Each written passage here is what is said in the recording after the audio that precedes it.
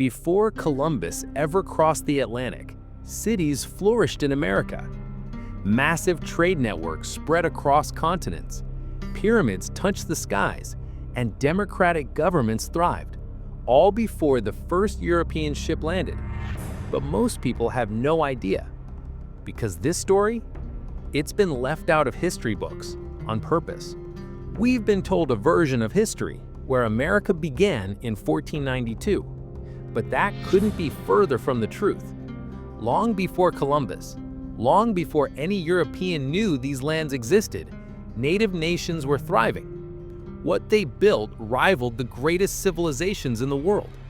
In this video, we uncover their secrets and the truths we were never meant to know. Stay with us. What you're about to learn may surprise you. We know the names: Aztec, Inca, Maya. But what about the Mississippians, the Puebloans, the Haudenosaunee Confederacy? Before foreign flags ever touched American soil, these were the superpowers of the land. And yet, most people have never heard of them. When European explorers arrived and began writing their discoveries, they described the continent as largely empty, scattered with small bands of nomads, untouched wilderness, no real civilization. But that was only because, by then, many native societies had already fallen. Cities were already in ruin. Entire populations had been reduced by waves of disease spreading ahead of explorers, carried across trade routes and passed between tribes long before the invaders physically arrived. It was like stepping into the ashes after the fire. But rewind just 300 years and the Americas looked very, very different. At the height of their power, native tribes had cities, alliances, governments, massive public works, even diplomatic systems that rivaled Europe's finest kingdoms. And one of the most mysterious and powerful civilizations of them all was quietly rising along the Mississippi River. Over 1,000 years ago, far from the castles of Europe, a metropolis known as Cahokia rose in what is now southern Illinois. Imagine it: grand plazas, engineered irrigation systems, massive platform mounds that rival the size of Egypt's pyramids. And the central mound, Monk's Mound, stood over 100 feet tall, dominating the skyline. This wasn't a village. By the year 1100, Cahokia was home to an estimated 20,000 people, possibly more. That made it larger than London at the time. But it wasn't just the size that's shocking. It was the complexity. Mississippians created vast agroeconomic systems. Corn, beans, and squash, the three sisters, were grown with impressive sophistication. They engineered massive networks of trade across North America, exchanging shells, copper, obsidian, animal pelts, even exotic feathers from hundreds of miles away. And here's what's wild. In their temples and homes, archaeologists found mica from the Appalachians, chert from the Ozarks, and obsidian from the Rocky Mountains, pointing to an advanced trade network spanning thousands of miles. You don't build that without some serious political systems. The Mississippians weren't just farming, they were ruling. They had a priest-king class, social stratification, celestial observatories, even urban planning. Mounds were aligned with the solstice, echoing knowledge of the stars that mirrored ancient Egypt and Mesopotamia. So the big question becomes, how did we forget them? How could a city this advanced, a civilization this powerful, be missing from every textbook? The answer might disturb you, because it wasn't just erased by nature, it was erased on purpose. The priest-king who ruled the sky. One of the leading theories suggests the Cahokian people worshipped a celestial ruler of the sun. Atop Monk's Mound sat a temple, not just for ceremony, but possibly for government, where one human, often believed to be divine, made decisions for the entire region. Some have compared Cahokia society to ancient theocracies, where the divine and political leadership merged.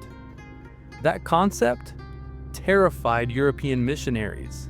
It was power without their God. Within 100 years of European contact, the entire Mississippian world collapsed. We don't know exactly how. Some say climate change, others cite rebellion, but one thing's for sure. By the time the French arrived in the 1600s, Cahokia was already reclaimed by forest. An entire empire swallowed by trees and by silence. But Cahokia wasn't alone. In the stone cliffs of the Southwest, another world, equally advanced, was thriving. And what they achieved is even harder to explain. Travel west into the arid canyons of modern-day New Mexico, Utah, Arizona, and Colorado, and you'll find traces of a civilization that should not have been possible. The ancestral Puebloans, also known as the Anasazi, began their rise around 750 CE. And they didn't just build villages, they carved entire cities into cliffsides. Chaco Canyon, Mesa Verde, these weren't makeshift shelters. They were living, thriving architectural wonders. 6-story buildings made of stone and mud mortar stood tall in the desert heat. Some had over 800 rooms, laid out in perfect alignment to the stars. But here's the wild part. There were no draft animals, no wheels. How did they build this with just human hands? Why cliffs? Why the middle of nowhere? There are dozens of theories. Safety, climate, spiritual practices. But one thing is clear. This was a civilization obsessed with the heavens. Their buildings were anchored to solstice lines and aligned to planets like Venus. In Chaco Canyon, sunlight fills rooms with eerie precision during seasonal events. It's as if the entire city was a clock, designed by the gods. But why build so big in such a harsh place? The answer may lie in their spiritual worldview, where survival itself was a sacred act. Their religious ceremonies relied on balance: earth, sky, water. Some researchers believe Mesa Verde's cliff dwellings were more than homes.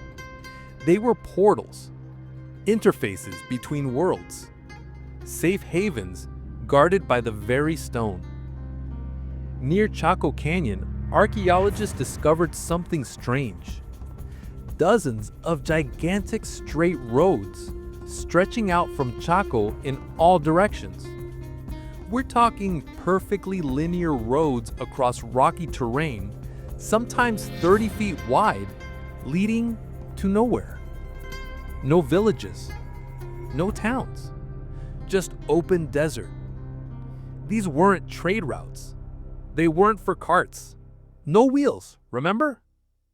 Some experts believe they served ceremonial or spiritual purposes, walking paths for rituals that spanned days. Others think they were part of pilgrimages or communication networks between scattered tribes. What we do know, the society that built them, the ancestral Puebloans, vanished mysteriously around 1300 AD. What caused their collapse remains debated. Drought, war, resource conflict, possibly all. But what they left behind wasn't just architecture. They left a spiritual blueprint, one still followed by modern-day descendants like the Hopi and Zuni. Their civilization may have disappeared, but their wisdom lives on. But the most advanced political system in pre-Columbian America, that was still to come. Now, While towering mounds rose near the Mississippi and stone cities clung to canyon walls in the southwest, far to the northeast, in the dense forest of what's now upstate New York, something entirely different was taking shape. Not pyramids or palaces, but an ideology, a system built not on conquest, but cooperation.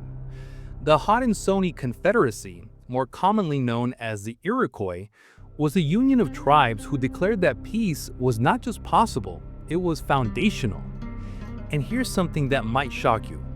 The governing principles of the Iroquois Confederacy directly influenced the U.S. Constitution. Pause and let that sink in. While early American founders were fighting over monarchy and federalism, they were quietly studying the laws of a people once called savages. But the Iroquois, they had been practicing representative democracy for centuries. 6 Nations, 1 Law. The Haudenosaunee Confederacy was composed of 6 nations: the Mohawk, Onondaga, Oneida, Seneca, Cayuga, and later the Tuscarora. Together, they formed the Great Law of Keys, a sophisticated constitution that outlined checks and balances, representative councils, and a shared system of governance. Each nation retained autonomy, but sent representatives to a grand council, where decisions were made by consensus, not coercion. Imagine that, a deliberative Senate in pre-Columbian forests, with rules about fair debate, impeachment, and even civil rights. Women had vital roles in this system. Haudenosaunee women chose the chiefs. They held spiritual power. They ran the families. Long before Western feminism, Native mothers were shaping nations. Thomas Jefferson, Benjamin Franklin, and others attended councils, observed their laws, took notes. And though history tries to erase it, it's documented. Franklin referred to the Iroquois while proposing intercolonial unity in 1754. Jefferson admired their structure of liberty without a king. So a question emerges. If our founding fathers borrowed from indigenous democracy, why aren't native peoples given the credit? According to Haudenosaunee legend, their confederacy was formed when a peacemaker arrived by canoe, bringing a vision: a single tree, strong, wide, with roots stretching in every direction, symbolizing unity among nations. The Tree of Peace still stands in Haudenosaunee culture. Its message? Bury your weapons beneath the roots and speak in peace. It's stunning when you think about it. At a time when Europe was burning witches and waging holy wars, native nations were establishing democratic governments run by women and elected representatives. Something tells you this story wasn't left out by accident. But beneath the prosperity of Cahokia, Chaco, and the Iroquois lands, a storm was brewing, one that would change the fate of all indigenous peoples before they even saw it coming. Around the 1400s, strange rumors began spreading between tribes. Stories of ghostly outbreaks in coastal villages. Entire communities vanished. People described diseases with no cure, faces swelling, fever delusions, skin erupting. But how? There were no Europeans there yet, not officially. The tragic answer lies in trade. When fishermen, mostly Basque, Breton, and English, began arriving secretly along the Atlantic coast in the 1400s to fish cod, they didn't stay long, but they went ashore, traded, dumped waste, left behind rats, disease, foreign pathogens. And when one person in a village got it, it spread like fire. Long before Columbus saw land, disease had already begun killing millions. By the time explorers docked ships in the Caribbean and later the East Coast, many native cities had already thinned. Their leaders died with no successors, their oral history keepers gone. And this led to something even more devastating. When Europeans finally pushed inland, they assumed no great civilizations had ever existed. And the lie stuck. What came next was not just genocide in physical terms. It was cultural, psychological, narrative warfare. All the dominant story became, this land was mostly empty. Primitive people lived here with no culture, no history. And so, anything that didn't fit that story, like Cahokia's pyramids, Chaco's roads, or Iroquois constitutions, was deemed irrelevant, even suspicious. As American expansion pushed west, settlers often claimed indigenous mounds were built by Egyptians or lost white tribes, because it was easier to invent lost races than accept the truth that Native Americans were here first, and they were brilliant. And now, nearly 600 years later, a quiet correction is beginning. Today, many schools are adding land acknowledgments to events and curricula. Archaeologists are finally treating native sites with the same reverence given to Rome or ancient Greece. In 2021, modern scientists returned to Cahokia and confirmed it was one of the largest cities in the world at its peak. Native scholars are rewriting history, piece by piece. But more importantly, indigenous nations are reclaiming their languages, retelling their stories, and reshaping their future. The Great Law of Peace is being taught again in classrooms. Pueblano descendants still trace sacred pilgrimages in the Four Corners. And the Mississippian mounds? Some native communities use them again for ceremony after 500 years. These aren't dead civilizations. They are buried legacies, now awakening. And here's what we can all take from it.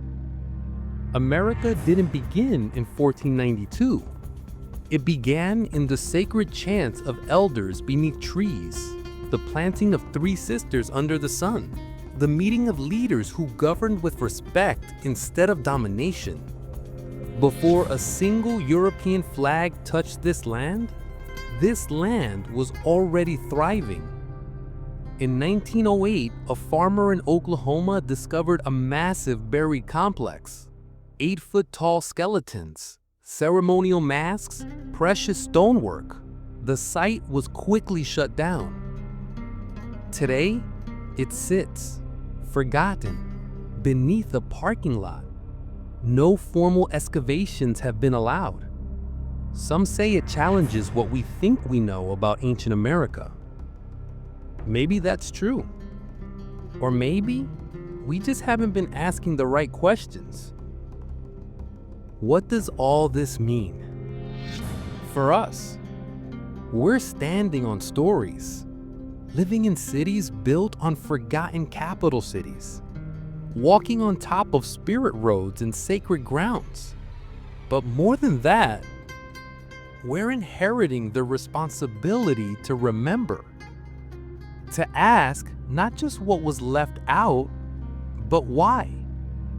Because history is not facts, it's a choice. And until we choose to see the full truth, the inventions, the diplomacy, the deep wisdom that pulsed through these lands, we'll continue living in a half-finished story. And no civilization, however powerful, survives long on a broken narrative. If this story moved you or taught you something new, you know what to do. Subscribe, like, and share truth.